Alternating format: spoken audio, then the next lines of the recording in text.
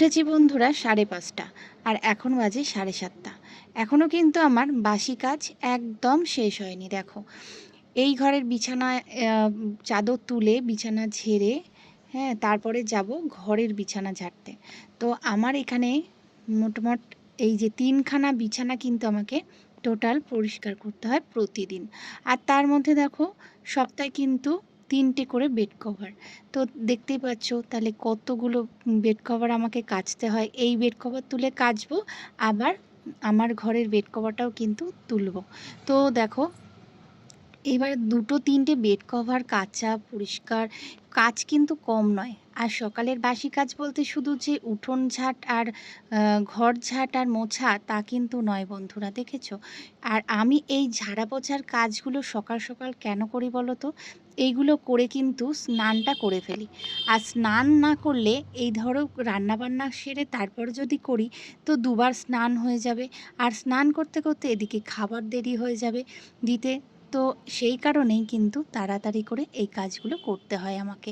আর ওই কারণেই কিন্তু আমি সকাল সকাল এই বাসি কাজের সাথে সাথে ঘরদোর, আসবাবপত্র মোছা ঝাড়া যা যা কাজ থাকে সব কিন্তু করি। আর আজকেও সেই মতন দেখো, 2টো ঘরের বিছানা ঝেড়ে চলে এসেছি আমার ঘরে। এসে কিন্তু দেখো শোকেসটাকে পরিষ্কার করব। আর বাচ্চা কাচ্চার ঘর বোঝোই তো বন্ধুরা, এদিকে জিনিস ওদিকে করে, ওদিকের জিনিস ওদিকে করে। আর আমি যতই গুছিয়ে রাখি না কেন, সেগুলো কিন্তু ওলটপালট হয় প্রতিদিন। আর প্রতিদিনই কিন্তু এভাবে গোছাতে হয়।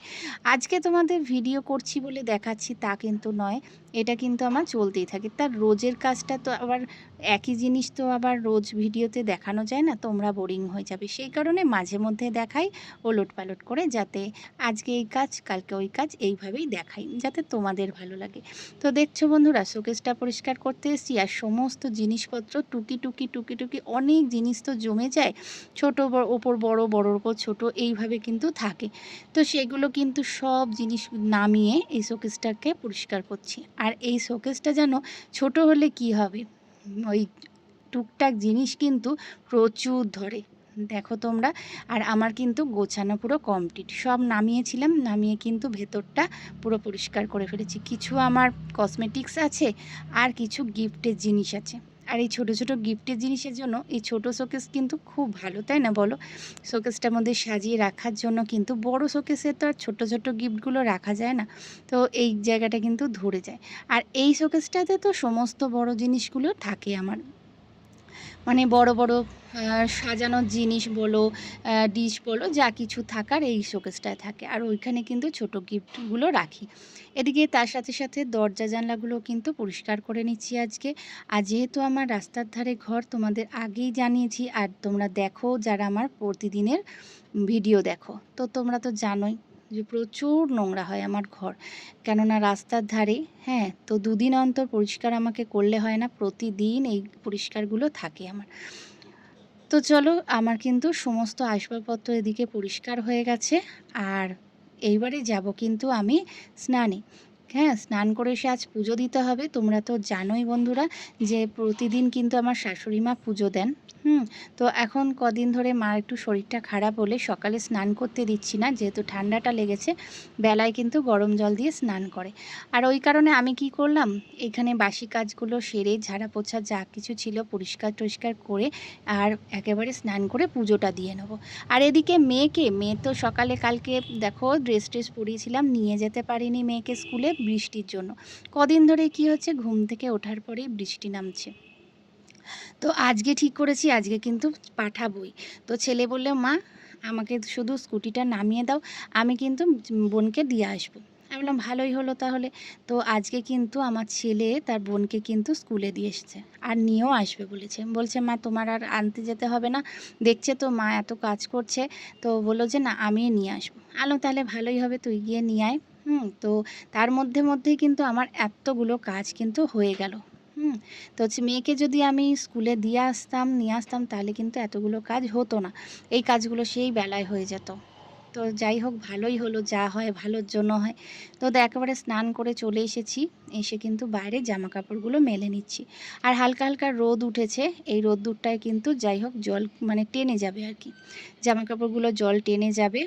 আর একেবারে মাথাটাটা ঘষেই চলে এসছে আজ, বুঝলে বন্ধুরা। আর এই যে রোদ্দুর দেখছো, এই রোদ্দুরটা কতক্ষণ থাকবে তা কিন্তু জানা নেই, এক্ষুনি হয়তো চলে যাবে, বুঝলে। তো স্নান করে একেবারে চলে এলাম, গঙ্গা জল ছিটিয়ে নিয়ে পুজোটা দিতে বসবো। ফুলটা কিন্তু আমার হাজব্যান্ড সকালবেলা তুলে দিয়ে গেছে। তো তুলে দিয়ে গেছে, এই জন্য আমি কিন্তু পুজোটা করতে আমার সুবিধা হচ্ছে, কেন ফুল তুলে আবার পুজো করতে অনেকটা টাইম লেগে যেত। তো দেখো গোপালকে এবার স্নান করাবো, তার জন্য সামনে টামনেগুলো মানে সিংহাসনের সামনেটা পরিষ্কার করে নিচ্ছি। আর গীতাটা আমার তো এই সামনেটাই থাকে, আমি ঝেড়ে পুছে পরিষ্কার করে নিই প্রতিদিন। আর একটা কথা বলি বন্ধুরা, তোমরা কিন্তু এই যে আমি যেটা করি আর কি সেটাই বলি, তারপরে বলছি যে গোপালকে স্নান করিয়ে গোপালকে কিন্তু আমরা সেবা দেব যখন, একদম মানে ড্রেস ট্রেস পরিয়ে যখন বসাবো, তখন কিন্তু দুই পায়ে মানে গোপাল গোবিন্দের দুই চরণে আমরা তুলসী পাতা দিই, তুলসী পাতা চন্দনে ঠেকিয়ে তারপরে কিন্তু তুলসী পাতা দুই চরণে দিই। আর এটা কিন্তু খুব খুব ভালো, জানো তো, যে গীতার ওপরে আমরা তুলসী পাতা দিই। তো গীতার ওপরে তুলসী পাতা দিলেও তো খুবই ভালো, কিন্তু তার আগে যেটা বলা হয় যে দুই চরণে যদি মানে তুলসী পাতা দেওয়া হয়, ঈশ্বর সচন্দন তুলসীপত্রায় দেব্যই নমঃ, এই মন্ত্রটা বলে গোবিন্দের দুই চরণে তুলসী পাতা দেওয়া কিন্তু খুব ভালো। গীতার ওপরে তুলসী পাতা দেওয়ার চেয়েও কিন্তু এটা খুব খুব ভালো হয়। তো এটা আমার বড়দের কাছে শোনা, তো তোমরাও করো বন্ধুরা। মানে গীতার ওপরে অবশ্যই তো তুলসী পাতা ফুল দিতে হয়, কিন্তু গোবিন্দের চরণে দিলে কিন্তু আরও ভালো। এটা প্রতিদিন তোমরা করতে পারো, যখন মানে তোমাদের বাড়িতে গোপাল যাদের আছে তো অবশ্যই করবে।